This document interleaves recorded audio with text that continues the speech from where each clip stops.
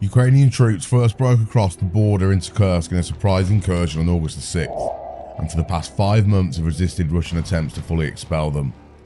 Russian forces have recaptured more than half of the area taken by Ukrainian forces in Russia's Kursk region, and have steadily pushed back Kyiv's forces along the main front line in the eastern Donbass region. However, today, on the 5th of January, Ukraine launched a counter-offensive in the Kursk area. Russia has rushed its top general to the Kursk region to personally oversee defense against Ukraine's surprise counter-offensive.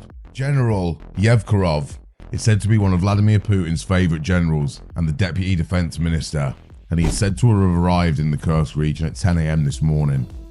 It came after the Russian Ministry of Defense admitted that Kyiv had launched a counter-offensive, but insisted it was continuing to defeat Ukrainian forces.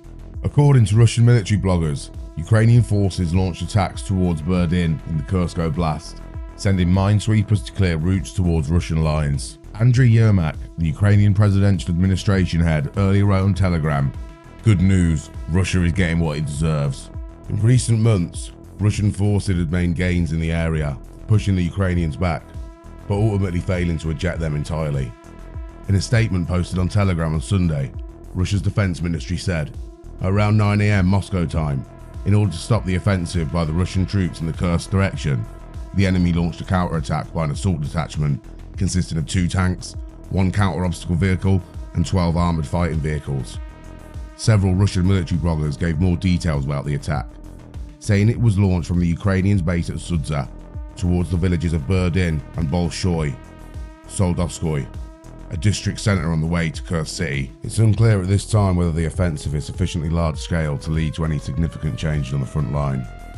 One Russian blogger said the operation may have been diversionary, while another said he did not rule out that the main attack could be launched somewhere else. The attack looks to be an effort to seize new territory after Ukrainian troops swept across the border in a shock offensive in the region last year. The Kremlin has since taken back a chunk of its own land, but struggled to fully expel the invading troops, even deploying thousands of North Korean soldiers in recent weeks. Ukrainian President Volodymyr Zelensky has previously spoken of his plans to hold on to the territory and use it as a bargaining chip in potential peace talks. And as usual, the Russian Defense Ministry believes its forces are defeating Ukraine's counter-offensive in the Kursk region, but Putin doesn't seem to think the same, sending one of his toughest generals to organise the fight back against Ukraine's surprise Sunday morning counter-offensive. General Yunus Bet Yevkurov, promoted in December 2024 by Putin, entrusted to run Russia's border defences and African mercenary projects, arrived in Kursk less than a couple hours after Ukrainian tanks started rumbling towards Russian positions. So that's a bit funny. So he was the head of Russia's border defences, was he? Oh, wow.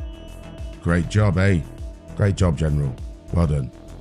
Repelling Ukraine's August 2024 advance into Russia's southern Kursk region has become a priority project of Putin before Donald Trump is inaugurated as US President on January the 20th, 2025, and potentially tries to impose a peace deal. Turning up to negotiations with Ukraine still holding on to Russian territory, even small parcels, will weaken Putin. For the time being, we'll just have to wait and see for what follows next. It certainly shows, however, that Ukraine is still proactive rather than just reactive. Glory to Ukraine. Glory to the heroes. Thank you all for watching.